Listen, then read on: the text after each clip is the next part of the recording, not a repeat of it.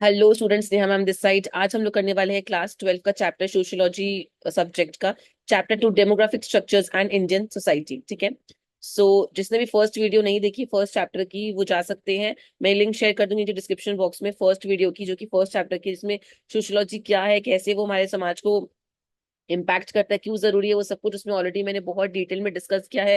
वहाँ पे mind map chart मैंने शेयर किया है, बहुत अच्छे से ब्यूटीफुली हर चीज फ्लो चार्ट के थ्रू, चार्ट्स के through, line by line explanation के थ्रू शेयर की गई है। और अब इसका चैप्टर 2 हम आज करने वाले। ऑल्सो अगर आपको उसका ऑनलाइन लेक्चर चाहिए सो आप इस नंबर पे कॉन्टैक्ट कर सकते हो, 9830008524। And demographic sorry sociology class 12 के जो पूरा सब्जेक्ट है क्लास 12 का, इसका पूरा video lectures with e books आप ले सकते हो from the month of September. ठीक है, लेट्स स्टार्ट।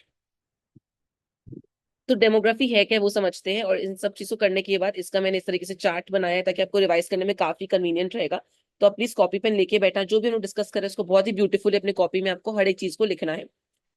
डेमोग्राफी क्या है? Demography is the systematic study of population. ये कॉपी में लिख लीजिए, सिस्टमैटिक स्टडी ऑफ पॉपुलेशन। बहुत ही सिस्टम के थ्रू एकदम एक प्रॉपर एक सिस्टम सेट किया हुआ रहेगा, अच्छे से उसको प्रॉपर स्टडी किया जाएगा। रैंडम कोई स्टडी नहीं है पॉपुलेशन की, एक सिस्टमैटिक स्टडी है पॉपुलेशन। तो डेमोग्राफी का बेसिक डेफिनेशन क्या है? Systematic study of population. इसको आप ऑर्गेनाइज्ड बोल सकते हैं, एक ऑर्गेनाइज्ड वे में इसे हम स्टडी करते हैं। Organised and scientific study of population you can say. ठीक है, कैसे ग्रो करता है, कैसे पॉपुलेशन बढ़ रहा है, कैसे चेंज हो रहा है, कैसे श्रिंक कर रहा है, वो सारी चीजें इसमें हम लोग कवर करते हैं। ये जो टर्म है डेमोग्राफी कहाँ से है वो सीखते हैं। ये टर्म ग्रीक ओरिजिन का है एंड ये दो वर्ड से बना हुआ है। वो दो वर्ड्स क्या है? डेमोस, डेमोस का मतलब है पीपल, एंड ग्राफीन इसका मतलब है डिस्क्राइब। अगर इन दोनों वर्ड को हम ज्वाइन करते हो वो तो आपका बनता है डेमोस ग्राफीन, which we can say demography. ठीक है, implying the description of people. इसका मतलब क्या है? डिस्क्राइब पीपल माने क्या? Description of people. एक सिस्टमैटिक स्टडी जहाँ पे लोगों को अच्छे से डिस्क्राइब किया जाता है, उनके पॉपुलेशन का पूरा स्टडी किया जाता है। ठीक है, आप ये चार्ट में देख सकते हो। अगर बेसिक डेफिनेशन का मैंने चार्ट बनाया है, क्या है याद कर लो, कॉपी फटाफट से याद कर लो, कॉपी में लिख भी लो। सिस्टमैटिक स्टडी ऑफ पॉपुलेशन दो वर्ड से बना है। Demos derive from the Greek word demos, demos का मतलब है पीपल, ग्राफीन का मतलब है डिस्क्राइब, ग्राफीन का मतलब है डिस्क्राइब, जो लोगों को डिस्क्राइब करता है उसे हम कहते हैं डेमोग्राफी। ठीक है, ये इसका बेसिक डेफिनेशन है। हमारा जो नेक्स्ट पॉइंट है, आप प्लीज एस्पेक्ट कॉपी में लिखते रहना, हम वैसे ही पढ़ेंगे, चार्ट में भी रिवाइज करेंगे। ठीक है, फोकस एरिया क्या है जो हम पूरे चैप्टर में, मेन हमारा जो फोकस रहेगा इस चैप्टर में वो हम लोग पहले पढ़ लेते हैं, फिर यहाँ पे इसको शॉर्ट में डिस्कस करेंगे। Demography studies the trends and processes. ये देखो वर्ड्स टीपी, टीपी जैसे टाइम पास बोलते हैं वैसे टीपी आ देखो, trends and processes, trends and processes. ये क्या करता है? ये ट्रेंड एंड प्रोसेसेस को स्टडी करता है जो कि एसोसिएटेड है with the population, including changes in population size, pattern of birth, death, migration and the structure and composition of the population, such as the relative proportions of women, main and different age group. यहाँ पे मतलब क्या है? Demography क्या करता है? TP क्या करता है? ट्रेंड को लाइक स्टडी करता है, प्रोसेस को स्टडी करता है। किन किन चीजों का? देखो कि कैसे पॉपुलेशन चेंज हो रहा है। यहाँ पे सपोज कर लीजिए, आप मार्क कर लो यहाँ पे नंबर ऑफ पीपल कितने हैं, यहाँ पे कैसे पॉपुलेशन चेंज होता है, बर्थ से रिलेटेड बातें। ठीक है, पैटर्न्स जो बर्थ से रिलेटेड है, डेथ से रिलेटेड है, माइग्रेशन लोग क्यों माइग्रेट करे एक जगह से दूसरी जगह पे, and the makeup of the population, कैसे ओवरऑल पूरा पॉपुलेशन बना है वो यहाँ पे दिखाता है। तो यहाँ पे हम क्या स्टडी करते हैं? डेमोग्राफी टीपी करता है। टीपी माने क्या? स्टडी करता है trends and processes of various aspects of population, जैसे कि आपका कैसे पॉपुलेशन का नंबर चेंज होता है, बर्थ का पैटर्न, डेथ का पैटर्न, माइग्रेशन का पैटर्न, बर्थ का पैटर्न, डेथ का पैटर्न, माइग्रेशन का पैटर्न। याद करते रहो, संग संग में लिख भी लो कॉपी में। And the makeup of the population, ये बात अच्छे से ध्यान रखना कि डेमोग्राफी टीपी करता है। टीपी माने स्टडी करता है ट्रेंड्स एंड प्रोसेसेस को of various aspects of population. ठीक है, उसमें डेथ, बर्थ, माइग्रेशन सब इंक्लूडेड है। There are different varieties of demography. ठीक है, यहाँ पे डिफरेंट वराइटीज है डेमोग्राफी के, including formal demography which is largely quantitative field. ठीक है, and social demography which focuses on the social, economic और पॉलिटिकल एस्पेक्ट्स ऑफ पॉपुलेशन। तो there are two types of demography यहाँ पे हाईलाइट किया गया है। देखो हमें फोकस एरिया में जो हमने ऊपर पढ़ा ना वो 3 पॉइंट्स में बताया गया है कि फोकस एरिया क्या है, कि पॉपुलेशन साइज कैसे चेंज होता है वो हम स्टडी करते हैं। दूसरा, बर्थ, डेथ एंड माइग्रेशन का पैटर्न हम स्टडी करते हैं। तीसरा, structure and composition of the population, जिसमें मेन का प्रपोर्शन कितना है, विमेन का कितना है, अलग अलग एज ग्रुप्स में कितने लोगों का कैसा प्रपोर्शन है। ठीक है, मार्क कर लेना। फोकस एरिया हमारा क्या है? पॉपुलेशन का साइज कैसे चेंज होता है। दूसरा यहाँ पे क्या है? पैटर्न्स हम स्टडी करते हैं। सीपीएस अब याद रखो, सीपीएस, सीपीएस। ठीक है, जो कोलकाता के बच्चे हैं यहाँ पे, तो हमारा एक स्कूल भी है कैलकाटा पब्लिक स्कूल, अब शॉर्ट फॉर्म में याद रखो सीपीएस। इसका फोकस एरिया क्या है? सीपीएस। सी माने आप चेंजेस नोटिस करते हो, पी माने आप पैटर्न्स नोटिस करते हो, एंड एस माने आप स्ट्रक्चर नोटिस करते हो, structure and composition of a population. ये इसका मतलब क्या होता है कि मेन का, विमेन का एंड अलग अलग एज ग्रुप का कितना प्रपोर्शन है, रेशियो कितना है उनका, ठीक है। तो वहाँ पे दिखाते हैं, ठीक है। CPS याद रखना, फर्स्ट है चेंज, दूसरा है पैटर्न, तीसरा है आपका structure and composition of the population, CPS। अगर मैं आपसे डेफिनेशन पूछूं, आप क्या बोलोगे मुझे? फटाफट से डिस्क्रिप्शन में अगर आप पढ़ रहे हो नीचे कमेंट सेक्शन में मुझे इसका डेफिनेशन बिना देखे बताओ, ठीक है। सिस्टमैटिक स्टडी ऑफ पॉपुलेशन है, ग्रीक टर्म है, और डेमोस एंड ग्राफीन से टर्म आया है। इसका फोकस एरिया क्या है आपका? CPS इसका फोकस एरिया, CPS इसका फोकस एरिया है, ठीक है। नेक्स्ट, दो टाइप की डेमोग्राफी होती है, दो, एक होती है फॉर्मल, एक होती है social demography. Formal demography quantitative focus रहता है। क्वांटिटेटिव का मतलब क्या होता है गाइस? मतलब नंबर्स के थ्रू स्टडी करते हैं, न्यूमेरिकल के थ्रू हम स्टडी करते हैं। यहाँ पे जो हम फॉर्मल डेमोग्राफी होगी उसका जो स्टडी होगा यहाँ पे पॉपुलेशन का, उसको हम नंबर्स के थ्रू पुटअप करेंगे, क्वांटिटी के थ्रू पुटअप करेंगे, जैसे कि नाम में बोला गया है, ठीक है। और जो सोशल डेमोग्राफी है, जैसे फॉर्मल इनफॉर्मल नहीं होता, फॉर्मल माने एकदम सिस्टमैटिक वे में, न्यूमेरिकल्स में पेपर वर्क हम करेंगे। और जो सोशल डेमोग्राफी है वो आपको वो चेक करते हैं कि पॉपुलेशन कम बेसी है, जो पैटर्न है पॉपुलेशन का वो social, economic and political aspect की वजह से भी हो सकता है, ठीक है। कुछ सोशल रीजन हो सकते हैं वहाँ के, वहाँ पे कोई बच्चों की शादियां जल्दी होती है, गर्ल्स की जल्दी हो जाती है, तो कोई इश्यूज की वजह से अर्ली डेथ हो जाती है, या what ever it is, for example बहुत जगह पे अलग अलग अपना अपना कल्चर होता है, तो वो भी एक रीजन होता है वहाँ के पॉपुलेशन के बढ़ने और घटने का, या फिर जो भी पैटर्न रहता है वो फॉलो होने का। तो पहला हमारा टाइप क्या है? फॉर्मल, जो कि क्वांटिटी के थ्रू हमें बताएगा कि कैसे पॉपुलेशन को स्टडी करते हैं ये लोग। एंड दूसरा है सोशल, जो कि social, economic and political reasons पे डिपेंड करता है उस जगह का, कि कैसे क्या हम स्टडी करने वाले हैं अबाउट द पॉपुलेशन, ठीक है। हमने क्या पढ़ा? डेफिनेशन पढ़ा, इसका फोकस एरिया क्या है, CPS वो पढ़ा, टाइप्स ऑफ डेमोग्राफी के फॉर्मल एंड सोशल, जिसमें से एक क्वांटिटेटिव है और एक हमारा social, political and economic aspects को लिंक करता है। फोर्थ टॉपिक में आते हैं which is data collection. Fourth topic है हम लोग का data collection. Let us study that. All demographic studies are based on processes of counting और एन्यूमरेशन। जो पूरा डेमोग्राफिक स्टडी है ना, वो कौन से प्रोसेस पे डिपेंड करता है? काउंटिंग। या तो आप काउंट कर लो, या तो आप एन्यूमरेशन में चले जाओ। एन्यूमरेशन का मतलब होता है अंदाजा लगा लो, ठीक है। सच एज द सेंसस और द सर्वे। सेंसस और द सर्वे, सेंसस को हम लोग हिंदी में जनगणना भी कहते हैं, ठीक है। कि जन माने लोग, और गणना मतलब कितने हैं, उनको हम काउंटिंग करते हैं, ठीक है। सेंसस और द सर्वे यहाँ पे मेथड, इस मेथड के थ्रू हम लोग यहाँ पे काउंटिंग करते हैं पॉपुलेशन का, which involve the systematic collection of data on the people residing with a specified territory. मैं आप लोग को ना एक बात बोलूं, आप लोग एक वर्ड याद रख लो, सिस्टमैटिक। ऐसे डेमोग्राफी में हमने क्या पढ़ा था? Systematic study of population. तो वैसे सेंसस का डेफिनेशन क्या हुआ? सपोज कर लो, अगर आपको डेमोग्राफी स्टडी करनी है, then data about the population is collected. कौन से मेथड से हम कलेक्ट करते हैं? अगर हमें डेमोग्राफी पढ़नी है तो हम जो डेटा कलेक्ट करते हैं वो हम कैसे कलेक्ट करते हैं, ठीक है। सेंसस या सर्वेस के थ्रू कलेक्ट करते हैं। हम सर्वे कंडक्ट करते हैं, घर घर जाके हम देखते हैं वहां पे कितने मेंबर्स है, अगर कितने मेंबर्स है तो उसमें से वर्किंग कितने हैं, नॉन वर्किंग कितने हैं, उसमें से मेल कितने हैं, फीमेल कितने हैं, बच्चे कितने हैं। तो हम सब कुछ करते हैं, तो यहाँ पे अगर सिस्टमैटिक स्टडी, अगर देखो सिस्टमैटिक सर्वे अगर होगा, कलेक्शन ऑफ डेटा, वो था सिस्टमैटिक स्टडी ऑफ पॉपुलेशन। पर बहुत ही सिस्टमैटिक वे में हम जब डेटा कलेक्ट करते हैं तो उस मेथड को हम क्या कहते हैं? उस मेथड को हम सेंसस कहते हैं, उस मेथड को हम सेंसस और सर्वे कहते हैं, ठीक है।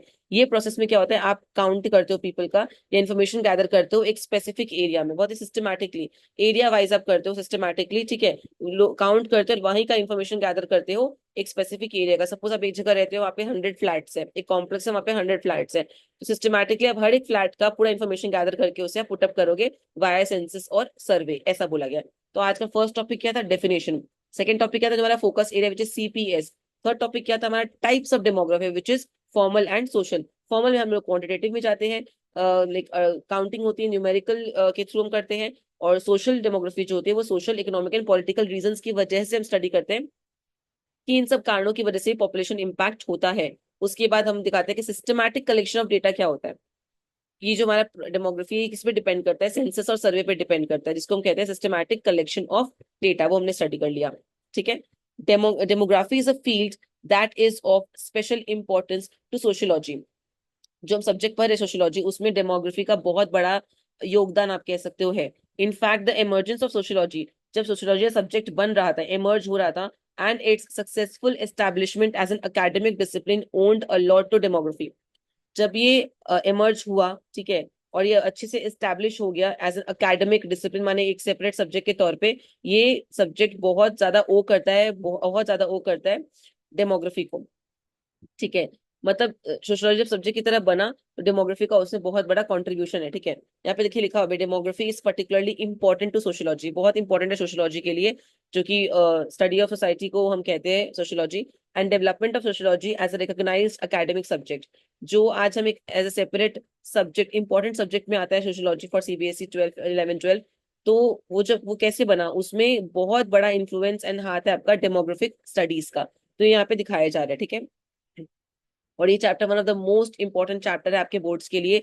लेंदी भी है, पर मैं गारंटी देती हूँ अगर आप ये वीडियोस अच्छे से फॉलो करोगे सीक्वेंस, या मेरा वीडियो लेक्चर्स भी अगर आप लेते हो, आपको कोई डिफिकल्टी नहीं आने वाली है। फिर भी अगर आती है तो मैं आप लोगों से ऑनलाइन बाई वीकली या मंथली आप लोगों से सेशंस लेके आपके डाउट्स क्लियर करूंगी। बट अगर आप थर्डली फॉलो करोगे, नोट्स बनाओगे, चार्ट्स लिखोगे, आपको थोड़ी सी भी डिफिकल्टी नहीं आएगी, दैट इज माई गारंटी, ठीक है। Two different processes happen to take place at रफली the same time in Europe, ठीक है। अब यहाँ पे दिखा रहा है कि दो बड़ा इवेंट हुआ था, ठीक है, सेम टाइम यूरोप में ड्यूरिंग द लेटर हाफ और latter half of the 18th century, the formation of nation states as the principal form of political organisation and the beginnings of the modern science of statistics. हुआ क्या, Europe में late 1700s में, ठीक है, इसको हम of course 18th century बोलेंगे, मतलब 1750 के बाद की बात हो रही है, 1750 से 1800 के बीच की बात हो रही है, कि दो ऐसे बड़े इवेंट हुए, बहुत बड़ा इवेंट हुआ जिसकी वजह से ये स्टडी जो है पॉपुलेशन का एक इमर्ज होना चालू हुआ। पहला, ये इवेंट बहुत इंपॉर्टेंट है मार्क करना, दो इंपॉर्टेंट इवेंट क्या हुए जिसकी वजह से ये स्टडी वाला पार्ट या सर्विंग वाला पार्ट इवेंचुअली डेमोग्राफी पिक्चर में कैसे आया वो बता रहे हैं यहाँ पे। पहला है the rise of nation states. मतलब पहले तो पहले तो लोग ऐसे अलग अलग डिवाइडेड नहीं थे, बस सब लोग थे, रहते थे, नॉर्मल सब कुछ था। उसके बाद नेशन बनने लग गए, स्टेट्स बनने लग गए, डिविजन्स होने लग गया। जब डिविजन्स होने लग गए ना, तो उसके बाद जरूरत आने लग गई कि अलग अलग डिविजन्स में अलग अलग कैटेगरी के लोगों को, हम लोग को अलग तरीके से प्रॉपरली इनका प्रॉपर रिकॉर्ड रखने का जरूरत हो गया है। पहले ऐसा कुछ डिविजन्स नहीं था, नेशन नहीं था, स्टेट्स नहीं था। जब ये बनना चालू हो गए तो अब जरूरत भी होने लग गई इन सब चीजों के रिकॉर्ड्स को मेंटेन करने की। तो दो मेजर इवेंट क्या मार्क करना, rise of nation states, countries which defined borders and centralized government, and the development of modern statistics, ठीक है। स्टैटिस्टिक्स माने क्या होता है, आप डेटा कलेक्ट करते हो, वो यहाँ पे दिखा रहे हैं, ठीक है। The science of collecting and analysing numerical data. तो दो बड़े इवेंट हुए, एक तो हम मॉडर्न स्टैटिस्टिक्स को फॉलो करने लगे, उसका डेवलपमेंट हुआ, बिकॉज इतना अलग अलग नेशन, अलग अलग स्टेट्स बन गए कि अब जरूरत हो रही है कि हमें अच्छे से मॉडर्नाइज्ड वे में हमें सब कुछ मेंटेन करने की जरूरत है। तो ये दोनों चीज इवेंचुअली साइमल्टेनियसली हुआ था, ये काफी बड़ा इवेंट था, ठीक है। ये आप प्लीज मार्क कर लेना, और इस चार्ट में भी देखो यहाँ पे दिया हुआ रहेगा। हमें टाइप्स ऑफ कलेक्शन कर लिया था। उसके बाद क्या लिखा है, डेटा कलेक्शन दो मेथड से होता है या तो काउंटिंग कर लो या तो अंदाजा लगा लो, जो कि हमारा काउंटिंग और एन्यूमरेशन है, and the process is known as census और सर्वे। इसमें आप सिस्टमैटिक कलेक्शन ऑफ डेटा करते हो on a people with in a territory, ये हमने डेटा कलेक्शन के बारे में पढ़ा। डेमोग्राफी कितना जरूरी है सोशियोलॉजी के लिए वो बताया गया, बिकॉज सोशियोलॉजी एक प्रॉपर सब्जेक्ट बन पाया, इसका बहुत बड़ा श्रेय हम डेमोग्राफी को देते हैं, ठीक है। हिस्टोरिकल कंटेक्स्ट क्या है, अभी मैंने आपको बताया वो दो रीजंस, ये दोनों मैंने एकदम यहाँ पे हाईलाइट किया है। इस चार्ट को अगर आप कॉपी में संग संग मेरे उतार रहे हो, तो आप समझ लो कि आप आपके पास हिडन गोल्ड माइन है, trust me when it comes sociology. अगर आप इसको चार्ट्स को अच्छे से कॉपी में लिख रहे हो मेरे संग संग, तो आपको कोई डिफिकल्टी बिल्कुल भी नहीं आने वाली है। तो हिस्टोरिकल कंटेक्स्ट में फर्स्ट केस क्या हुआ थी, formation of nation states and modern statistics in Europe late 18th century में। दूसरा, expansion of state roles in public health, law enforcement, economic policies, ठीक है। तो ये यहाँ पे हाईलाइट हुआ कि इससे क्या हुआ कि जो स्टेट का रोल है पब्लिक हेल्थ में वो भी ज्यादा बढ़ गया, लॉ के इन्फोर्समेंट में बढ़ गया, इकोनॉमिक पॉलिसीज में बढ़ गया, वो भी आएगा पॉइंट, मैंने चार्ट्स में पहले ही ऐड कर दिया। और फिर यहाँ पे दिया गया मॉडर्न स्टैटिस्टिक्स, ठीक है, required systematic collection of social statistics for governance, modern forms emerge in the late 18th century. अब जरूरत आने लग गई कि हम सिस्टमैटिक तरीके से स्टैटिस्टिक्स को उतारे फॉर प्रॉपर गवर्नेंस, ठीक है। तो दो चीजें हुई यहाँ पे, पहला यहाँ पे क्या हुआ, नेशन स्टेट्स फॉर्म हुए एंड मॉडर्न स्टैटिस्टिक्स हुआ इन यूरोप। यहाँ पे दोनों फर्स्ट पॉइंट में लिख दिया गया है, यहाँ पे मैंने फर्स्ट में ऐड कर दिया, सेकंड पॉइंट तक तो हम पहुंचे नहीं है, वो आएगा तो इवेंचुअली हम फॉलो करते हुए जाएंगे वाया दिस चार्ट। ये चार्ट जितनी जल्दी जल्दी आप कॉपी कर सकते हो मेरे साथ साथ करते रहो, एंड कॉपी में लिख के प्रैक्टिस करो। अगर आप स्क्रीनशॉट भी ले रहे हो, स्क्रीनशॉट देख देख के बाद में कॉपी पे उतारना, लेकिन इससे अगर आप रिवाइज कर लोगे ना, आपको बहुत ब्यूटीफुली आप आंसर फ्रेम कर पाओगे, ठीक है।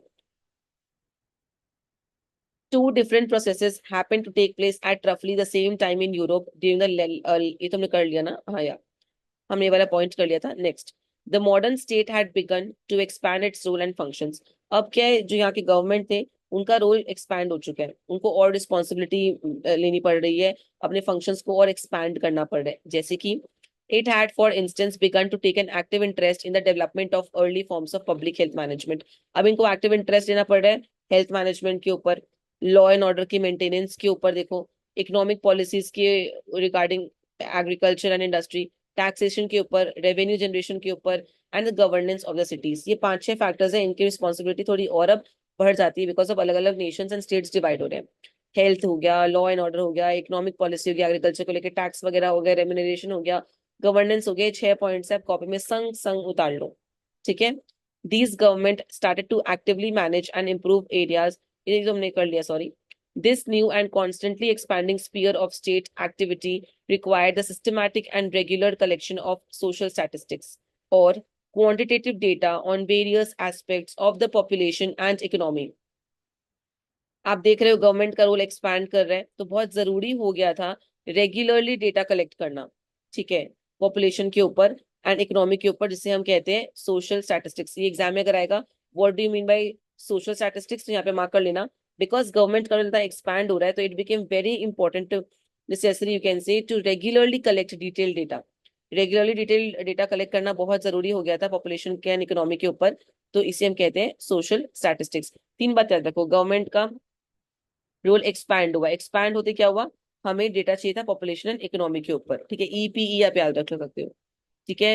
एक्सपैंड हुआ उनका रोल, तो हमें पॉपुलेशन एंड इकोनॉमी के ऊपर डेटा रिकॉर्ड करना पड़ गया, इसे हम कहते हैं social statistics.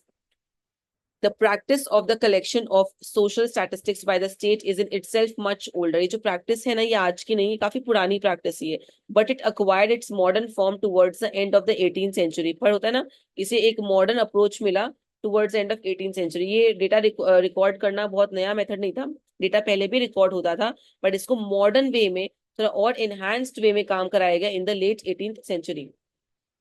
Government have been collecting population data, वो गवर्नमेंट कलेक्ट करी है पूरे डेटा को बहुत लंबे समय से, बट जो मेथड एंड प्रैक्टिस है वो और मॉडर्न और सिस्टमैटिक हुए थे एंड ऑफ 1800। मतलब ये ओल्ड मेथड है बट थोड़ा और सिस्टमैटिक हुआ towards the end of 18th century.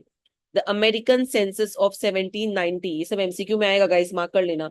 The American census of 1790 was probably the first modern census and the practice was soon taken up in Europe as well as in the early 1800s। जो हमारा पहला modern census हुआ था, पहला detailed census जो हुआ था, detailed population count जो हुआ था, वो आपका यूएस में हुआ था। मार्क कर लेना, मैम पूछेगी पहला सेंसस कब हुआ था कंडक्ट, तो मार्क कर लेना यूएस में हुआ था, 1790 में हुआ था। एंड जस्ट बात यूरोपियन कंट्रीज भी स्टार्ट कर दिए थे सेंसस कंडक्ट करना इन द अर्ली 1800s। 1800 मतलब 19th सेंचुरी जब स्टार्ट हुई थी, तब बाकी यूरोपियन कंट्रीज भी स्टार्ट कर दिए थे सेंसस को कंडक्ट करना, ठीक है। पर पहला कब हुआ था, यूएस में हुआ था, यूनाइटेड स्टेट्स में इन द ईयर 1719। कॉपी में लिख लो 1719, ठीक है, 1790। अब बार चार्ट में आते हैं, अब चार्ट देख लो, हमने अभी पढ़ा मॉडर्न स्टैटिस्टिक्स वाले पॉइंट को। जरूरत क्यों था, बिकॉज अब रूल ऑफ गवर्नेंस के लिए हमें इनहांसमेंट चाहिए, और ये सब स्टार्ट हुआ आपका 18th सेंचुरी के लेटर पार्ट में, पहले भी था बट एमर्ज हुआ आपका टुवर्ड्स द एंड। ये ओल्ड मेथड है पर थोड़ा इमर्जेंस इसका लेट 18th सेंचुरी में हुआ। सेंसस की पूरी हिस्ट्री दिखाई गई है। अमेरिकन सेंसस ऑफ 1790 पहला मॉडर्न सेंसस था, उसके बाद और भी आएंगे। ब्रिटिश इंडिया ने सेंसस किया क्योंकि उस वक्त हम ब्रिटिशर्स के अंडर थे, 1867 से लेके 72 तक, ठीक है, और हर 10 साल में सेंसस होता रहा।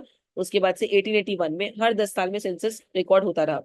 7 डिसेनियल सेंससेस कंडक्टेड इन इंडिया सिंस 1951।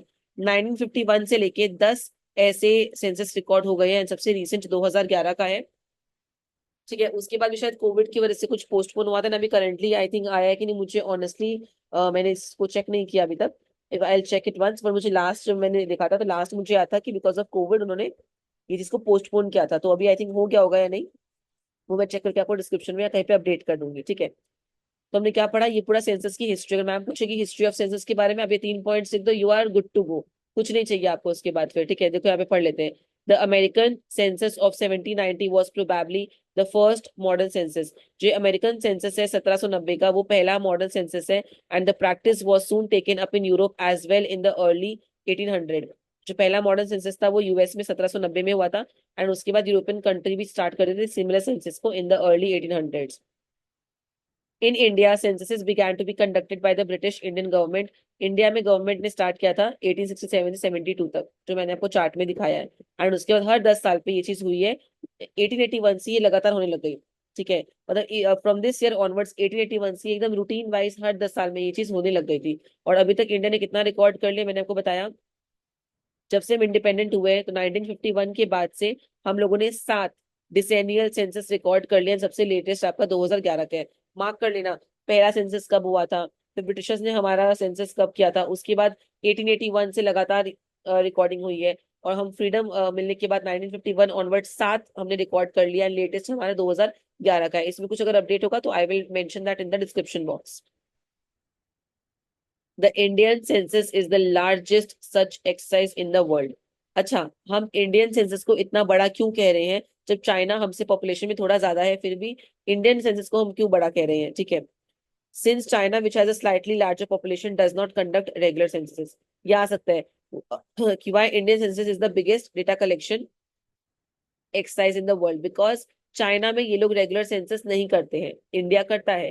तो इसीलिए यहाँ पे अगर दो सबसे मोस्ट पॉपुलेटेड अगर कंट्री है, अगर एक उसमें एक्टिवली नहीं सेंसस रिकॉर्ड करे तो ऑफ कोर्स जो सेकंड वाला है वो बाय डिफॉल्ट ही उनका लार्जेस्ट एक्सरसाइज हो जाएगा ये चीज। इसलिए इंडिया का सेंसस को लार्जेस्ट कहा जाता है। ठीक है, ये अच्छे से मार्क कर लेना गाइस, देख लो यहाँ पे। ठीक है, demographic data are important for the planning and implementation of state policies, especially those for economic development and general public welfare. तो यहाँ पे क्या दिखा रहा है, अगर हमें पॉपुलेशन के बारे में जानकारी होगी, हमारे पास डेटा होगा, तो गवर्नमेंट के लिए क्यों जरूरी है डेटा? ताकि वो पॉलिसीज इंप्लीमेंट कर पाए इकोनॉमिक ग्रोथ के लिए, पब्लिक वेलफेयर के लिए। ठीक है, अगर हमारे पास डेटा ही नहीं होगा तो है ना, गवर्नमेंट कोई भी पॉलिसी कैसे बनाएगा? अगर वो डेटा पढ़ेंगे अच्छे से कि हाँ कितना लाइक कितने लोग हैं अनएम्प्लॉयड है, कितने लोग एम्प्लॉयड है, मेल फीमेल सबका नंबर्स उनके पास अगर होगा, तो वो बेटर पॉलिसीज इंप्लीमेंट करवा पाएंगे for them, for public welfare. तो इसीलिए डेमोग्राफिक डेटा बहुत इंपॉर्टेंट है। क्वेश्चन कॉपी में आप लिख लो कि why demographic data are important, copy में या क्वेश्चन लिख लो अच्छे से। ठीक है, But when, but when they first emerged, social statistics also provided a strong justification for the new discipline of sociology. पर जब डेमोग्राफिक डेटा, जिसको यहाँ पे सोशल स्टैटिस्टिक्स कहा गया, जब पहली बार ये अवेलेबल हुआ, ये बहुत इंपॉर्टेंट रोल प्ले कर रहा है सोशियोलॉजी को as a legitimate academic field बताने में। ठीक है, जब ये पहली बार लॉन्च हुआ, जब पहली बार ये अवेलेबल कराया गया, तो ये बहुत स्ट्रॉन्ग आपका अभी हमने ऊपर ही डिस्कस किया कि डेमोग्राफी का बहुत बड़ा कॉन्ट्रीब्यूशन है सोशियोलॉजी को एक सब्जेक्ट बनाने में। ठीक है, next, aggregate statistics or the numerical characteristics that refer to a large collectivities consisting of millions of people offer a concrete and strong argument for the existence of social phenomena. यहाँ पे दिखाए गए जो aggregate statistics है, जो हम aggregate में निकालते हैं, which summarize data for large groups of people, provide solid evidence that social phenomena मतलब like आपका ट्रेंड्स या पैटर्न जो होता है, exist and can be studied। तो यहाँ पे प्रॉपर्ली बता रहे हैं कि जो स्टैटिस्टिक्स का एग्रीगेट निकाला गया, ये न्यूमेरिकल जो उसका डेटा है। ठीक है, जो एग्रीगेट माने क्या, एवरेज। तो यहाँ पे दिखा रहे हैं जो लार्ज ग्रुप ऑफ पीपल को पूरा आपका समराइज कर रहा है, ये स्ट्रॉन्ग एविडेंस दिखाता है। ठीक है, अबाउट क्या बिहेवियर और सोशल पैटर्न जो हमारे लाइक वर्ल्ड में एग्जिस्ट करते हैं। इससे आपको एक बेटर अंडरस्टैंडिंग मिलती है पॉपुलेशन के बारे में। यहाँ देखो, यहाँ पे लाइन लिखी हुई है, और the numerical characteristics that refer to a large collectivity consisting of millions of people. बहुत सारे लोगों का एक एग्रीगेट डेटा निकलता है that offer a concrete and strong argument for the existence of social phenomena. That means what कि population का जो इम्पैक्ट हमने ऊपर पढ़ा था, 2 टाइप्स ऑफ डेमोग्राफी आपको याद होगा। ठीक है, एक फॉर्मल एंड सोशल डेमोग्राफी। तो ये जो एग्रीगेट स्टैटिस्टिक्स निकलता है, ये एक बहुत स्ट्रॉन्ग रीजन हमें देता है कि बहुत सारा सोशल रीजंस भी है जिसकी वजह से पॉपुलेशन इम्पैक्ट होता है। ठीक है, तो यहाँ पे पॉइंट हाईलाइट किया गया है। ठीक है, even though country level or state level statistics like the number of deaths per thousand population or death rate are made up by aggregating individual deaths, the death rate itself is a social phenomenon and must be explained at the social level। तो ये बता रहे हैं जैसे कि statistics हो गए, जैसे डेथ रेट्स, हम कैसे ऐड करते हैं डेथ रेट को, हम इंडिविजुअल डेथ को ऐड करते हैं, पर जो ओवरऑल डेथ रेट होता है उसको हम एक सोशल फेनोमेनन में ही काउंट करेंगे, जो समझने की काफी जरूरत है in terms of broader social factors. ठीक है, आप सब इंडिविजुअल केस में नहीं स्टडी कर सकते, इन्हें एक ब्रॉडर केस में को पढ़ना पड़ेगा कि यहाँ पे डेथ रेट इतना है तो इतना क्यों है, किस कारण से, क्या सोशल फैक्टर्स हो सकते हैं। तो ये एक ब्रॉडर सेंस में आपके डाउट्स को क्लियर करता है। तो यहाँ पे ये पॉइंट को बहुत अच्छे से हाईलाइट किया गया है। इस चार्ट में भी एक बार देख लेते हैं। हमने सेंसस का हिस्ट्री कर लिया था। ठीक है,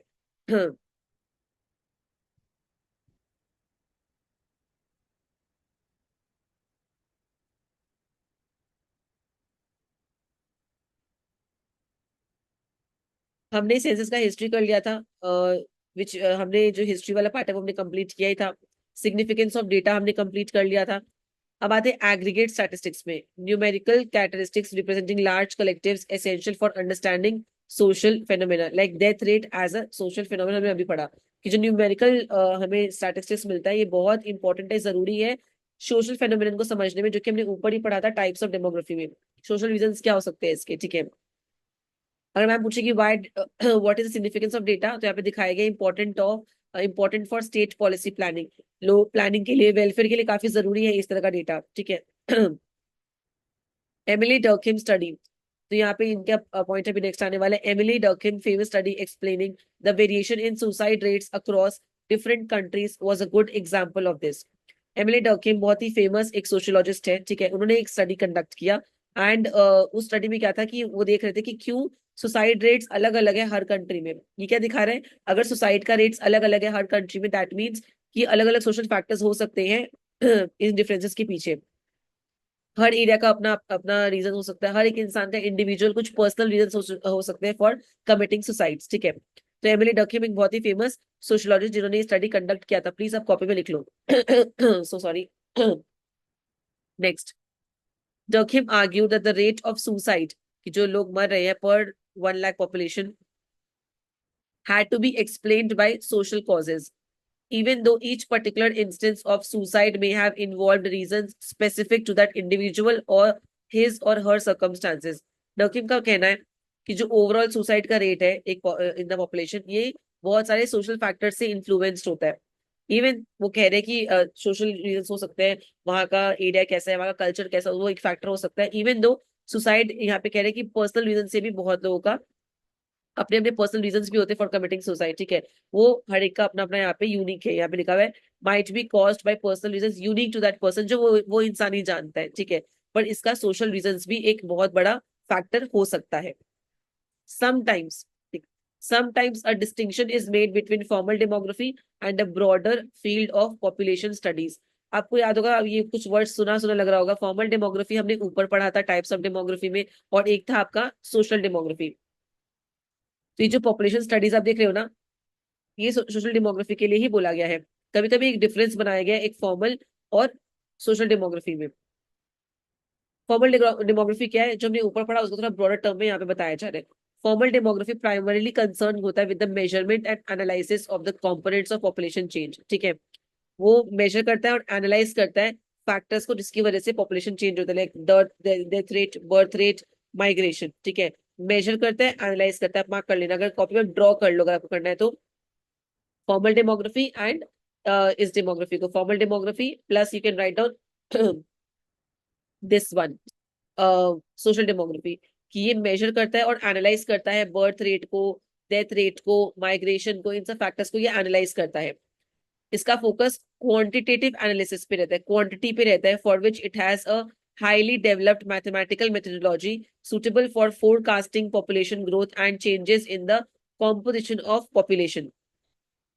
फॉर्मल डेमोग्राफी क्या करता है, एक मैथमेटिकल एक मेथड वो यूज करता है इस प्रॉपरली क्वांटिटेटिव एनालिसिस करने के लिए। हमने ऊपर ही पढ़ा था, नंबर्स पे डिपेंड होता है ये, जो प्रिडिक्ट करता है, जो उनको हेल्प करता है प्रिडिक्ट करने में कि कैसे पॉपुलेशन ग्रो होता है और बदलता है ओवर टाइम। तो एक मैथमेटिकल प्रॉपरली मेथोडोलॉजी जिसके थ्रू ये लोग करते हैं, जिसमें नंबर्स इन्वॉल्व होते हैं। हमने ऊपर भी ये चीज कर लिया था कि फॉर्मल डेमोग्राफी में नंबर्स या क्वांटिटेटिव फील्ड है ये, ठीक है। पॉपुलेशन स्टडीज और सोशल डेमोग्राफी, अगर कभी कभी एग्जाम में अगर पॉपुलेशन स्टडीज आ जाए तो अब कंफ्यूज मत होना, ये सोशल डेमोग्राफी के लिए ही बोला गया है। या मैम यही पूछ सकती है 1 मार्क के लिए, what is the other name of social demography, तो you please remember this, population studies यहाँ पे मेंशन किया गया है। On the other hand inquires into the wider causes and consequences of population structure and change. पर जो social demography होता है ना, वो आपका थोड़ा ब्रॉडर सेंस में चेंज दिखता है कि क्यों पॉपुलेशन चेंज हो रहा है, क्यों इतने लोग मर रहे हैं, क्यों इतने लोगों का बर्थ रेट यहाँ पे क्यों बढ़ रहा है, क्यों लोग माइग्रेट कर रहे हैं, क्यों इतने सारे लोग ये जगह छोड़ के कहीं और जा रहे हैं। तो ब्रॉडर सेंस में वो स्टडी करता है, ठीक है। Social demographers believe that social processes and structures regulate demographic processes like sociologists. They seek to trace the social reasons that account for population trends। जो डेमोग्राफर्स है उनको लगता है कि सोशल फैक्टर्स जैसे कि हमारा कल्चर, हमारा इकोनॉमी, हमारा पॉलिटिक्स इन्फ्लुएंस करता है हमारे पॉपुलेशन चेंज को। लाइक सोशियोलॉजिस्ट वो ट्राई करे समझना इन सोशल कॉजेस को बिहाइंड द पॉपुलेशन ट्रेंड। जो हमने दो फैक्टर ऊपर पढ़ा था, फॉर्मल जो न्यूमेरिकली नंबर के थ्रू हम देखते हैं क्या पॉपुलेशन है, और सोशल में यही सारे कॉजेस इन्वॉल्व होते हैं, social, economy and political reason की। ये सारे कारणों की वजह से आपका पॉपुलेशन पे इम्पैक्ट पड़ता है, ठीक है। तो कोशिश कर रहे समझने का सोशल कॉजेस को बिहाइंड दिस पॉपुलेशन ट्रेंड्स, जो ट्रेंड्स है पॉपुलेशन का, इसके पीछे क्या कॉजेस है उसको स्टडी करने का ये बहुत कोशिश कर रहे हैं, ठीक है। तो ये पूरा पॉइंट यहाँ तक हमने हाईलाइट किया। एक बार हम चार्ट को पूरा देख लेते हैं। आप देखो एमिली डर्कहेम की स्टडी क्या थी, इन्होंने एग्जामिन किया कि सुसाइड रेट्स अक्रॉस कंट्री, उसको पूरा स्टडी किया, emphasising that social causes explain rates despite individual circumstances. सबके अपने अपने कुछ सर्कमस्टांसेस होते हैं, बट सोशल कॉज भी एक बहुत बड़ा फैक्टर होता है सुसाइड रेट्स को रीजन को फाइंड आउट करने का, ठीक है। पर्सनल फैक्टर्स तो होते ही हैं सबके अपने अपने, बट ओवरऑल सोशल भी काफी रीजंस हो सकते हैं जिससे आप है ना ये डेथ रेट, सुसाइड रेट का फाइंड आउट कर सकते हो। ये एमिली डर्कहेम की स्टडी में बात हाईलाइट हुई थी। ये आप चार्ट में कॉपी में लिख लो, मैंने शॉर्ट में एक एक दो लाइन में बहुत ब्यूटीफुली जो मोस्ट इंपॉर्टेंट पार्ट है वो आपको दिया है। अभी मैंने ऊपर आपको कहा डिस्टिंक्शन इन फील्ड्स हमने पढ़ा है। फॉर्मल डेमोग्राफी क्या होता है, measurement and analysis. Measurement and analysis, ये मेजर करता है, एनालाइज करता है पॉपुलेशन चेंज को, माइग्रेशन को, लाइक मैथमेटिकली एनालाइज करता है। Measurement and analysis of population change, quantitative analysis and mathematical methodology. Population study जो कि तुम्हारा सोशल डेमोग्राफी में आता है, ये इन्वेस्टिगेट करता है कॉजेस को, क्या कारण हो सकता है, क्या कंसिक्वेंस होता है हो सकता है पॉपुलेशन के स्ट्रक्चर का, पूरा एग्जामिन करता है इस प्रोसेस को, ठीक है, जिसमें डेमोग्राफिक चेंजेस रेगुलेट होते हैं। ये चार्ट एक बार देखिए, हम पूरा रिवाइज कर लेते हैं। हमने डेफिनेशन पढ़ा डेमोग्राफी का क्या है, systematic study of population. Greek word से आया है डेमोस एंड ग्राफीन से। फोकस एरिया क्या है, सीपीएस, मैंने आपको कहा था, change in population size, pattern of birth death migration and ऐसे आपका structure and composition of the population, मतलब प्रपोर्शन कितना है लड़का का लड़की का या अलग अलग एज ग्रुप का। दो टाइप्स ऑफ डेमोग्राफी है, फॉर्मल और सोशल। फॉर्मल वाला जो है वो क्वांटिटेटिव पे फोकस करता है, सोशल जो है वो social, economic and political reason पे फोकस करता है। डेटा कलेक्शन आप कैसे कलेक्ट करते हैं, तो काउंटिंग के थ्रू या अंदाजा के थ्रू, ठीक है। ये एक सिस्टमैटिक कलेक्शन मेथड को हम कहते हैं सेंसस और survey. Systematic collection of data is known as census और सर्वे। अब दिखा रहे हैं कि सोशियोलॉजी में ये चैप्टर क्यों इंपॉर्टेंट है। डेमोग्राफी का बहुत बड़ा योगदान है इसको एक प्रॉपर सब्जेक्ट बनाने में, सोशियोलॉजी को एक प्रॉपर सब्जेक्ट बनाने में।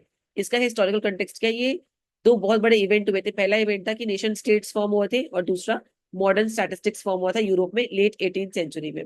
उसके बाद क्या हुआ, गवर्नमेंट का रोल बढ़ गया। गवर्नमेंट को पब्लिक हेल्थ सेक्टर्स में, लॉ इन्फोर्समेंट में, इकोनॉमिक पॉलिसीज में, रेम्यूनरेशन वगैरह में उनको बहुत इफेक्टिवली एक्टिवली अच्छे अच्छे पॉलिसीज बनाने के लिए उनका रोल काफी डिफाइंड हो गया था। मॉडर्न स्टैटिस्टिक्स क्या दिखाया है यहाँ पे, मॉडर्न स्टैटिस्टिक्स में जरूरत है systematic collection of social statistics for better governance. अब जब रिस्पॉन्सिबिलिटी बढ़ गई है तो हर काम बहुत सिस्टमैटिक होगा तो ही उनको हेल्प हो सकता है। तो यहाँ पे वो चीज दिखाई गई कि लेट 18th सेंचुरी में ये सारे चेंजेस आए थे। सेंसस की हिस्ट्री क्या है, पहली बार सेंसस कहाँ पे हुआ था, अमेरिका में, यूएस में हुआ था। यहाँ पे अमेरिकन सेंसस ऑफ 1790 बोला है, फर्स्ट मॉडर्न सेंसस, यूएस आपको मार्क कर लेना है। उसके बाद ब्रिटिशर्स ने सेंसस किया 1867 से 72 तक, ठीक है, और उसके बाद रेगुलरली 1881 से होने लग गया। और हमारे फ्रीडम के बाद हमने 7 सेंसस रिकॉर्ड किया, लेटेस्ट आपका 2011 है। अगर कुछ भी अपडेट होगा तो मैं आपको, मैंने कहा है कि मैं डिस्क्रिप्शन में मेंशन कर दूंगी। डेटा इंपॉर्टेंट क्यों है, डेटा इंपॉर्टेंट है ताकि अगर डेटा गवर्नमेंट को मिलेगा अच्छा तो वो पब्लिक के वेलफेयर के लिए अच्छी पॉलिसीज वगैरह बना पाएंगे, ठीक है। एग्रीगेट स्टैटिस्टिक्स क्या दिखाता है, ये जरूरी है एग्रीगेट स्टैटिस्टिक्स सोशल फेनोमेना को रीड करने के लिए, कि डेथ रेट, आप सब लोग, डेथ रेट एक सोशल फेनोमेना है कि डेथ रेट इतना क्यों है किसी एरिया में पर्टिकुलर, ठीक है। तो एग्रीगेट स्टैटिस्टिक्स बहुत हेल्प करता है सोशल रीजंस को फाइंड आउट करने में, ठीक है। एमिली डर्कहेम का स्टडी क्या कहता है, उन्होंने बताया, उन्होंने एग्जामिन किया था सुसाइड रेट को अक्रॉस कंट्री। वो बता रहे कि सोशल कॉज में आता है, मोर ठीक है, डिस्पाइट इंडिविजुअल अपने अपने सर्कमस्टांस भी होते हैं, पढ़िए सोशल कॉज के अंदर आता है। डिस्टिंक्शन इन फील्ड दिखा रहा है कि फॉर्मल अलग कैसे है और पॉपुलेशन स्टडीज कैसे है। फॉर्मल डेमोग्राफी में मेजरमेंट होता है एंड एनालिसिस होता है, ठीक है, पॉपुलेशन चेंज का, और उसको मैथमेटिकल मेथोडोलॉजी के थ्रू आप करते हो। पॉपुलेशन स्टडीज में क्या होता है, आप इन्वेस्टिगेट करते हो cause and consequence, cause and consequences, यहाँ पे देखो लिखा हुआ है प्रॉपर्ली, ठीक है। और पॉपुलेशन स्ट्रक्चर, सारे प्रोसेस को एग्जामिन करते हो आप, और बहुत इन डेप्थ जाके, मतलब सुपरफिशियल लेवल पे बस नंबर्स नहीं काउंट करते, आप इन डेप्थ रीजंस को देखते हो कि क्या कारण है इतने लोग का माइग्रेशन का, डेथ का, बर्थ का, आप इन डेप्थ जाके उस चीज को स्टडी करते हो। तो this was all about the intro part. ये चार्ट अगर आप याद रखोगे आपको कोई डिफिकल्टी कभी नहीं आने वाला है इस चैप्टर में, एटलीस्ट मतलब इस पर्टिकुलर पार्ट में, ठीक है। ये मैंने आपको चार्ट नीचे दिखाया था, ये वही है। नेक्स्ट पार्ट में कुछ शॉर्ट फॉर्म्स मैंने बनाया, अगर आपको इसमें हेल्प होता है तो आप इसको स्क्रीनशॉट ले सकते हो। Types of demography, FS, formal, social, मैंने कुछ शॉर्ट फॉर्म्स बनाए थे। फोकस एरिया क्या है, सीबीपीएस, वो तो हमने मार्क किया था, सीपीएस ऊपर में। डेटा कलेक्शन क्या है, सीएसडी, डेटा कलेक्शन में counting systematic data. Importance of sociology क्या है, एसडी, की सोशोलॉजी सब्जेक्ट बनाने में डेमोग्राफी का बहुत बड़ा हाथ है। हिस्टोरिकल कंटेक्स्ट क्या, एनपीई, तीन रीजंस था। नेशन स्टेट लॉन्च हुआ, पब्लिक हेल्थ का रीजन यहाँ पे दिया, एंड एक्सपेंशन के लिए हमें ये सारी चीजें चाहिए थी, फॉर एक्सपेंशन हमें बहुत हेल्प हुआ था। मॉडर्न स्टैटिस्टिक्स माने एसएसजी, सेंसस का हिस्ट्री क्या है, पहले अमेरिकन आए, फिर ब्रिटिशर्स आए, फिर 7 बार हम लोगों ने फ्रीडम के बाद रिकॉर्ड कर लिया है। सिग्निफिकेंस ऑफ डेटा क्या है, पीडब्ल्यू, पॉलिसी वेलफेयर, वेलफेयर के लिए और पॉलिसी नए नए लॉन्च करने के लिए और वेलफेयर ऑफ पीपल के लिए बहुत जरूरी है। पीडब्ल्यू आप याद कर सकते हो वैसे। एग्रीगेट स्टैटिस्टिक्स क्या है, एक होता है न्यूमेरिकल और एक होता है सोशल। डर्केम स्टडी माने क्या स्टडी था, सोशल कॉज के मैंने बहुत बहुत स्टडी किया, and suicide was is topic of study. Distinction in fields क्या है, एक है आपका फॉर्मल, एक है आपका पॉपुलेशन स्टडी। पॉपुलेशन स्टडी को आप सोशल डेमोग्राफी भी कह सकते हो। ये पूरा शॉर्ट फॉर्म अगर आप मार्क कर लोगे, आपको एक बार एग्जाम के पहले रिवाइज करने में बहुत आराम होने वाला है, ठीक है। आप ये पूरे शॉर्ट फॉर्म्स को अच्छे से देख लो, ठीक है।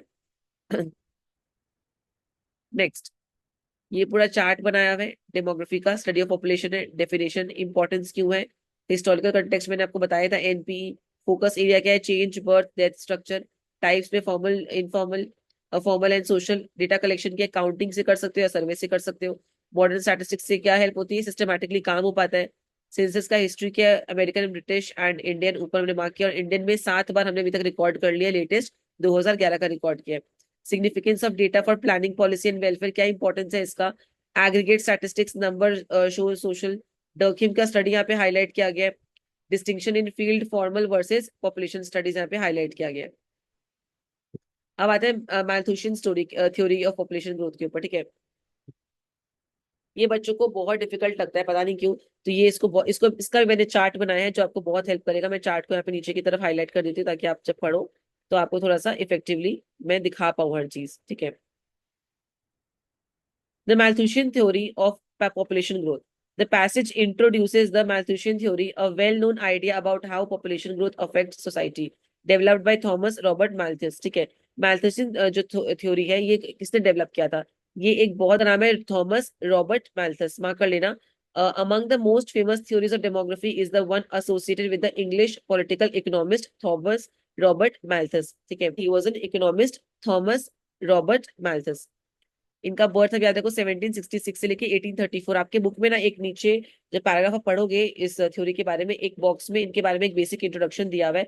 जब भी आप इनके ऊपर ये थ्योरी के ऊपर आंसर लिखो तो give a short description about the economist also, कि किनकी थ्योरी है, आप उनके बारे में थोड़ा बहुत चीजें बताओ। उस बॉक्स में आपको दिया हुआ है, मैं नीचे ऐड किया है। ये पैराग्राफ कंप्लीट होने के बाद आप उसका भी रेफरेंस ले सकते हो, अदरवाइज अपने बुक से भी उस पैराग्राफ को आप याद कर सकते हो। जब भी आप लिखो एक शॉर्ट इंट्रो देना। The Malthusian theory of population growth, ये पैसेज आपको इंट्रोड्यूस करा है मैल्थुशियन थ्योरी से, जो कि एक वेल नोन आइडिया है कि कैसे पॉपुलेशन का ग्रोथ सोसाइटी को अफेक्ट करता है, और ये किसने डेवलप किया था, it was developed by Thomas Robert Malthus. Among the most famous theories of demography, इनका जो स्टडी है ये काफी फेमस है। Demography is one associated with the English political economist Thomas Robert Malthus. इनका birth and death rate marked है, ये mark करना सब एमसीक्यूज में आता है और आंसर में आपको लिखना भी चाहिए। Malthus's theory of population growth outlined in his essay on population, कहाँ पे इन्होंने पब्लिश किया था, essay on population, इनका बहुत फेमस वर्क है, was a rather pessimistic one, ठीक है। तो मैल्थस ने ये थ्योरी को प्रेजेंट किया था अपने बुक में ऐसे ऑन पॉपुलेशन के ऊपर, और इनके आइडिया काफी पेसिमिस्टिक थे, काफी नकारात्मक थे, ठीक है। Meaning he had a negative view of the future, भविष्य का एक नेगेटिव पर्सपेक्टिव था उनका। ये बुक का आप नाम याद रख लो, ऐसे ऑन पॉपुलेशन में इन्होंने लिखा था इस थ्योरी को, और 1798 में लिखा था, ठीक है। अब क्या लिखा था वो पढ़ते हैं। He argued that human populations tend to grow at a much faster rate than the rate at which the means of human subsistence मतलब can grow. इनका कहने का मतलब है कि जो हमारा पॉपुलेशन है वो बहुत फास्टर इंक्रीज हो रहा है, और जो हमको सर्वाइव करने के लिए जो रिसोर्सेज चाहिए उसका पेस उतना फास्टर नहीं। सपोज कर लो ये हमारा पॉपुलेशन का रेट है, और ये हमारे को जो खाने पीने जो रिसोर्सेज चाहिए जिंदा रहने के लिए ये वो है, तो ये अगर ऐसे बढ़ा तो ये ऐसे बढ़ रहा है, मतलब इसकी स्पीड इससे कम है। ये इनका क्लेम था, ठीक है। लाइक कपड़े हो गए, एग्रीकल्चर प्रोडक्ट्स हो गया, फूड वगैरह जो भी चीजें हमें चाहिए होती है बेसिक रिसोर्सेज, उसका स्पीड उतना नहीं है प्रोडक्शन का जितना पॉपुलेशन के बढ़ने का स्पीड है। Therefore humanity is condemned to live in poverty, तो हमें एकदम गरीबी में रहना पड़ रहा है हमेशा के लिए, because the growth of agricultural production will always be overtaken by population growth। Malthus argue कर रहे हैं कि बिकॉज पॉपुलेशन इतना फास्टर ग्रो कर रहा है then food production, people will always struggle with poverty, तो लोग हमेशा गरीबी से सफर करेंगे, since there won't be enough resources to go around, क्योंकि उनके पास इतना इनफ रिसोर्सेज नहीं रहेगा सस्टेन करने के लिए। तो मैल्थस का कहने का मतलब क्या है कि पॉपुलेशन बहुत फास्ट ग्रो करता है, अभी हम ऊपर डिस्कस किया, इनके पास इतना रिसोर्स नहीं रहेगा टू गो अराउंड अपना लॉन्ग रन में सर्वाइव करने के लिए। अभी कैसे एक्सप्लेन करते हैं देखना। While population rises in geometric progression, geometric progression क्या होता है? सपोज कर लो आपका हमेशा मल्टीप्लाई हो रहा है, टू, टू का फोर, ठीक है, फोर का डबल हो गया एट, एट का डबल हुआ सिक्सटीन, सिक्सटीन का डबल हुआ आपका 32 एंड सो ऑन, मतलब हर टाइम जो हो रहा है उसका डबल डबल डबल डबल हो रहा है जो भी नंबर है, ठीक है। एंड जो हमारा प्रोडक्शन है एग्रीकल्चर का वो आपका अरिथमेटिक प्रोग्रेशन में हो रहा है, ठीक है। सपोज टू, फोर, मतलब फर्स्ट जो हमारा टू था वो उसके हिसाब से डबल नहीं हो रहा है, वो बस मतलब डबल माने जो नंबर है उसका डबल नहीं हो रहा है, सिर्फ दो दो दो दो दो करके बढ़ रहा है। सपोज टू का फोर हुआ तो फोर का एट नहीं, फोर प्लस टू सिक्स हो रहा है, सिक्स प्लस टू एट हो रहा है, तो ये कंपेरेटिवली स्लो है as compare to geometric progression. तो इनका कहने का मतलब है कि हमारा जो हमारा पॉपुलेशन जियोमेट्रिक प्रोग्रेशन को फॉलो करता है, और हमारा जो रिसोर्सेज है वो आपका अरिथमेटिक प्रोग्रेशन को फॉलो करता है, which is comparatively slower, because यहाँ पे दो दो दो दो प्लस हो रहा है, और वहां पे ऊपर में आपका जितनी बार जो नंबर आ रहा है वो उससे मल्टीप्लाई होकर डबल हो रहा है। सपोज टू का हमने फोर किया, फोर का डबल किया हमने एट, एट का डबल किया हमने सिक्सटीन, ठीक है। और यहाँ पे क्या है, टू प्लस टू किया फोर, फोर प्लस टू किया सिक्स, सिक्स प्लस टू किया एट, एट प्लस टू किया हमने 10, ऐसे करते करते जा रहे हैं वो, ठीक है। तो it's comparatively slower then geometric progression, ये इनका क्लेम है। Because population growth always outstrips growth in production of subsistence resources. The only way to increase prosperity is by controlling the growth of population. Malthus believe करते हैं कि since population का जो growth है वो हमेशा आउटस्पेस करता है रिसोर्स के प्रोडक्शन को, जो पॉपुलेशन जिस तरीके से बढ़ रही है ना वो हमेशा आपका रिसोर्स के प्रोडक्शन को आउटस्पेस कर देगा जो पॉपुलेशन बढ़ रहा है।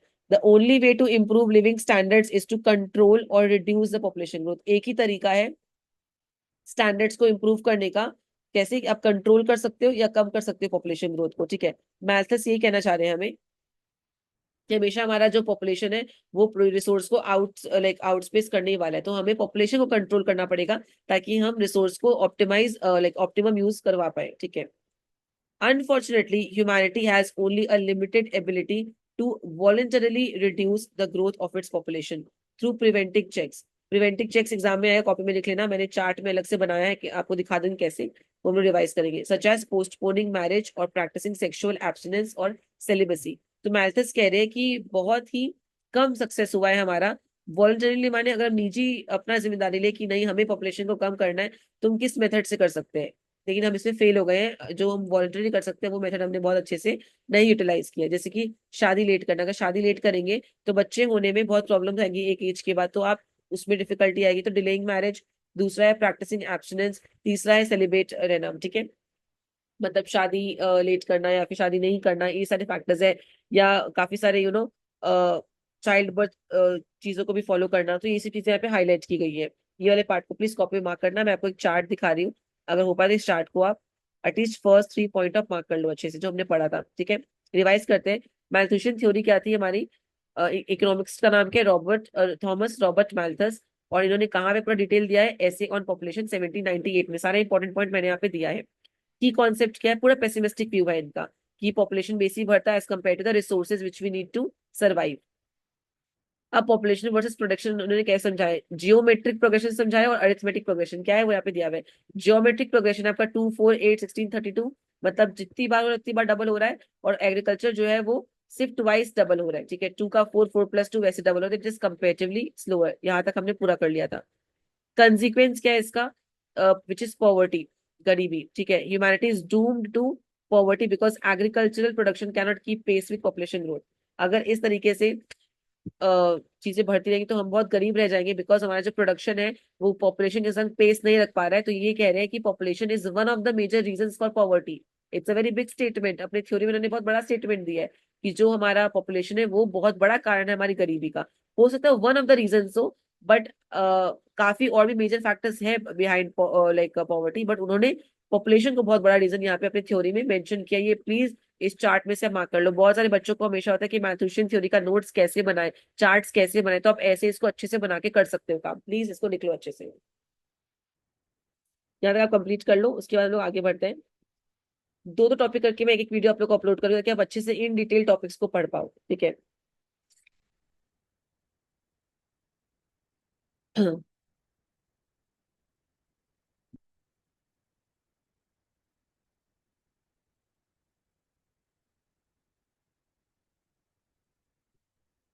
ये पॉइंट हुआ। अब आते हैं पॉपुलेशन कंट्रोल में, जहाँ पे हमने अभी पढ़ा प्रिवेंटिव चेक्स क्या होते हैं। पॉजिटिव चेक्स तक तो अभी आए नहीं, प्रिवेंटिव चेक्स आप रिवाइज कर लो। Voluntarily measures like postponing marriage, marriage का पोस्टपोन कर लो। सेक्सुअल एब्सटेंस माने आप सेक्सुअल एक्टिविटीज में बहुत कम इन्वॉल्व हो, या कंट्रोल वे में इन्वॉल्व हो, या सेलिबसी में maybe are not getting married और you not getting involve in it at all. तो ये सारे मेथड्स हम वॉलंटरीली कर सकते हैं to avoid population as per मैल्थस, ठीक है, थॉमस मैल्थस, रॉबर्ट मैल्थस। बट इसमें वो कह रहे हैं कि हम वॉलंटरीली फेल हो गए हैं इस चीज को करने में, ठीक है। नेक्स्ट है हमारा पॉजिटिव चेक्स। जब हम ये नहीं कर पाएंगे, हम खुद इस चीज पे नियंत्रण नहीं रखेंगे, तो उन्होंने कहा है कि Malthus believe therefore that positive checks to population growth in the form of famine and diseases were inevitable because they were nature's way of dealing with the imbalance between food supply and increasing population. तो Malthus ने बोला जब population हमारा बहुत high हो जाएगा and voluntarily हम लोग कंट्रोल नहीं कर पा रहे हैं, अपना निजी तरीके से अगर हमारा देश अपने अपने जिम्मेदारी खुद नहीं लेके इसको कंट्रोल नहीं करता है, तो कुछ पॉजिटिव चेक्स होंगे। पॉजिटिव चेक्स माने क्या, कुछ नेचुरल डिजास्टर्स होगा जो भगवान करेंगे, लाइक कोई एपिडेमिक, कोई पैंडेमिक आएगा, उसमें वो पॉपुलेशन को प्रॉपरली, मेजोरिटी ऑफ पीपल मर जाएंगे तो उससे पॉपुलेशन कंट्रोल करेंगे वो। Like for example famine and diseases, जिसको उन्होंने पॉजिटिव चेक्स का नाम दिया है, आपके पैराग्राफ में हमने देखा होगा, जिनको उन्होंने यहाँ पे पॉजिटिव चेक्स का नाम दिया है, नेचुरल इवेंट है फॉरमाइन एंड।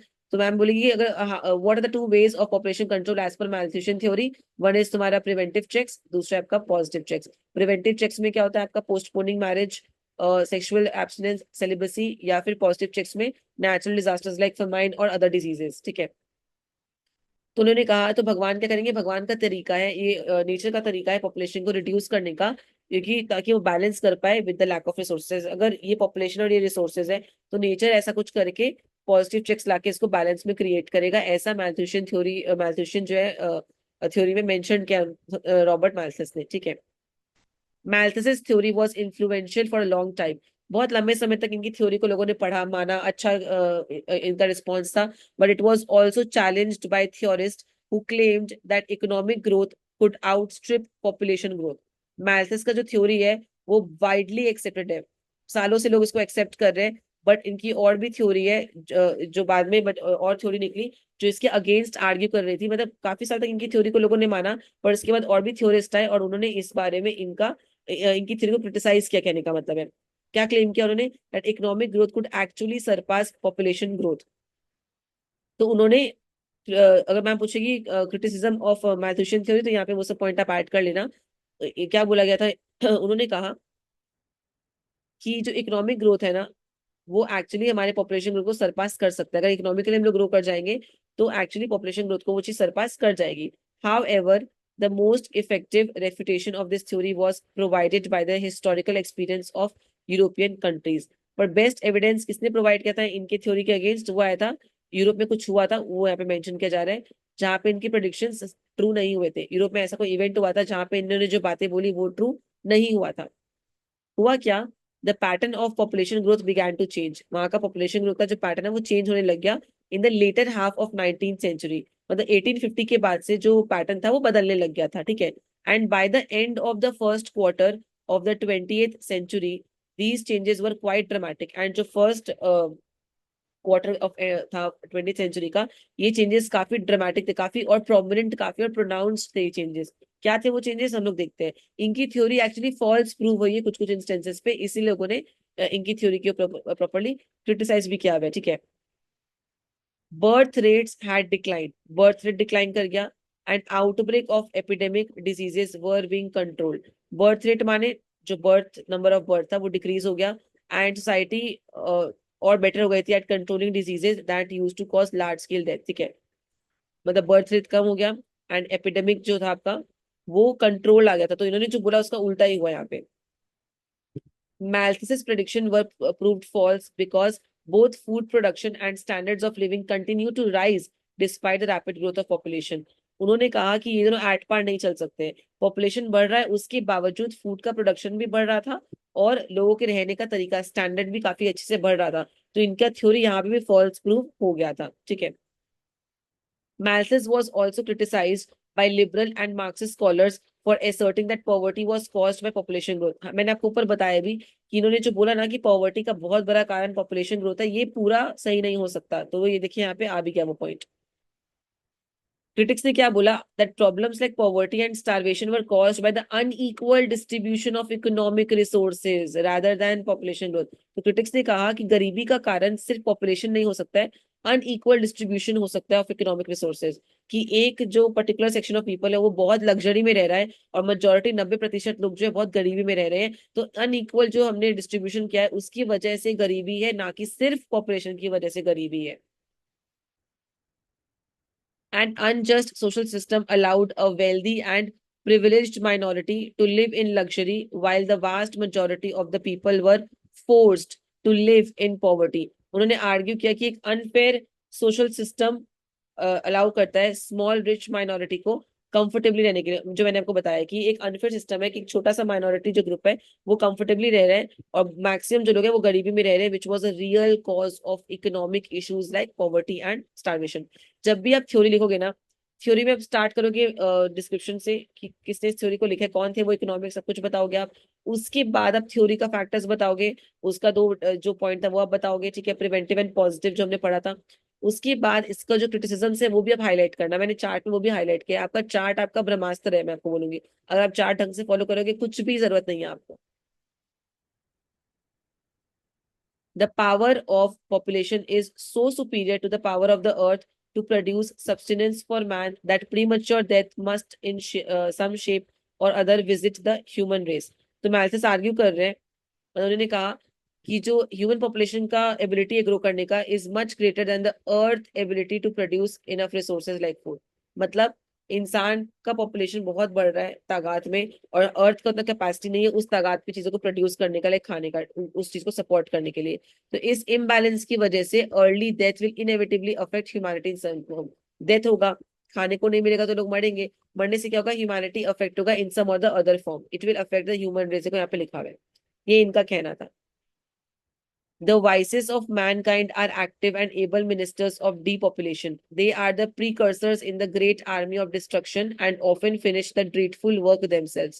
Malthus refer कर रहे human vice माने क्या, human factors like human man-made disaster, you can say like war, violence, immoral behavior, ये बहुत पावरफुल चीजें हैं जो पॉपुलेशन को रोक सकती है। जैसे मैनमेड रीजन, ऊपर मैंने आपको नेचुरल डिजास्टर बताए, ये मैनमेड रीजन है, लाइक आप वॉर कर रहे हो, झगड़ा कर रहे हो, कुछ इमोरल बिहेवियर से पॉपुलेशन कम होता है, ठीक है। ये जो वाइसेस है, ये जो एक्ट है, ये act as the initial force of destruction, इससे डिस्ट्रक्शन होता है, and sometimes they are sufficient to cause significant loss of life on their own, और इससे लॉस ऑफ लाइफ भी होता है ऑन देयर ओन, बिकॉज अगर आप मैनमेड डिजास्टर्स पे जाओ तो भी नुकसान होता है इंसान का, नेचुरल में जाओ तो भी नुकसान होता है इंसान का, तो ये यहाँ पे बता रहे हैं कि ये एकदम डीपॉपुलेशन करने में मैनमेड डिजास्टर भी बहुत बड़ा हाथ हो सकता है, ठीक है। तो ये जो ड्रीडफुल वर्क को खुद से फिनिश कर देते हैं of clearing out the population, आपस में लड़के मैनमेड रीजंस भी काफी होते हैं जिससे आप खुद को खुद ही खत्म कर लेते हैं। But should they fail in this war of extermination, sickly seasons, epidemics, pestilence, and plague advance in terrific array and sweep off their thousands and tens of thousands, तो अगर ह्यूमन वाइस इतना इनफ नहीं होगा population कम करने के लिए, तो मैल्थस warn करे कि natural calamity like poor harvest, disease, plague आएगा और से हजारों करोड़ों लोग मर जाएंगे, ठीक है। कहने का मतलब है अगर इस मैनमेड डिजास्टर से काम नहीं बना तो नेचुरल डिजास्टर से पॉपुलेशन को खत्म किया जाएगा to create the balance in the earth, in the ecosystem, ठीक है। Should success be still incomplete, gigantic inevitable famine stalks in the rear and with one mighty blow levels the population with the food of the world. तो कह रहे हैं यहाँ पे if even diseases and plagues, अगर disease और plague भी नहीं इसको डिक्रीज कर पाते हैं, सफिशिएंटली डिक्रीज नहीं कर पाते पॉपुलेशन को, तो मैल्थस प्रिडिक्ट कर रहा था मैसिव फमाइन विल ऑकर, तब क्या होगा, एक बहुत बड़ा फमाइन, भूखमरी आ जाएगी।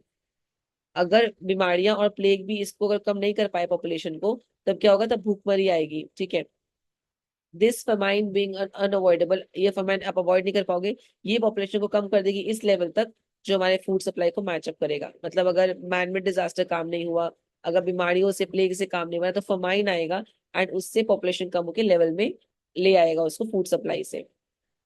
थॉमस रॉबर्ट माल्थस एंड ऐसे on the principle of population 1798, ये लाइन दिखा रहा है कि ये लाइन, ये जिसे कहाँ से आ रही है, ये मैल्थस का वर्क पब्लिश हुआ था इन द ईयर 1798। ये वो बॉक्स का ही पार्ट है जो मैंने आपको ये पेज पढ़ा है ना, ये आपके बुक में एक बॉक्स के पार्ट में था जहां तक मुझे ध्यान आ रहा है। ठीक है, नीचे में एक बॉक्सेस बना हुआ था, वहीं पे था। Malthus studied at Cambridge and trained to become a Christian priest. तो मैल्थस की पढ़ाई का हुई कैम्ब्रिज यूनिवर्सिटी में हुई है, जहाँ पे वो पढ़ रहे थे to become a Christian priest. Later, he was appointed professor of history and political economy at the East India Company College at Haileybury, near London, which was a training center for the officers recruited to the Indian Civil Service. तो इनके religious training के बाद मैल्थस professor बन गए history के and political economy के। कहाँ पे, EIC में, ईस्ट इंडिया कंपनी कॉलेज में, in the Haileybury near London. ये कॉलेज वहां पे था, was where officers were destined for the Indian civil service were train. ये बड़ा पॉइंट बोला गया कि ये पढ़ रहे थे क्या चीज के लिए, फिर इनको प्रोफेसर अपॉइंट किया गया, यहाँ वहां पे इंडियन सिविल सर्विस के लिए जो ऑफिसर्स है वो ट्रेंड हो रहे थे। ठीक है, ये पूरा इनका इंट्रोडक्शन है, ये आपके बुक में ही एक छोटे से पैरा में दिया हुआ था, उसको मैंने यहाँ पे डिकोड किया, और ये वाला ऊपर वाला पार्ट भी आपका उसी का हिस्सा है। ठीक है, एक बार आप चार्ट देख लो अच्छे से, देन हम लोग आगे बढ़ते हैं। ये पूरा चार्ट हम लोग ध्यान दे देते हैं। हमने क्या पढ़ा, थ्योरी का ओवरव्यू क्या है, की कॉन्सेप्ट क्या है, पेसिमिस्टिक है, नेगेटिव है, पॉपुलेशन और प्रोडक्शन को दिखाया गया यहाँ पे जियोमेट्रिक प्रोग्रेशन और अरिथमेटिक से। ठीक है, कंसिक्वेंस क्या है बैलेंस का, तो ये कह रहे गरीबी का कारण ही पॉपुलेशन है। पॉपुलेशन कंट्रोल में दो मेथड थे, प्रिवेंटिव चेक्स और पॉजिटिव चेक्स। प्रिवेंटिव माने वॉलंटरली हम फेल कर रहे हैं जो मेजर्स को अपनाने में, और पॉजिटिव माने नेचुरल डिजास्टर्स। अब यहाँ पे मैल्थस को क्रिटिसाइज क्या क्या पॉइंट पे किया गया, economic growth can outstrip population growth.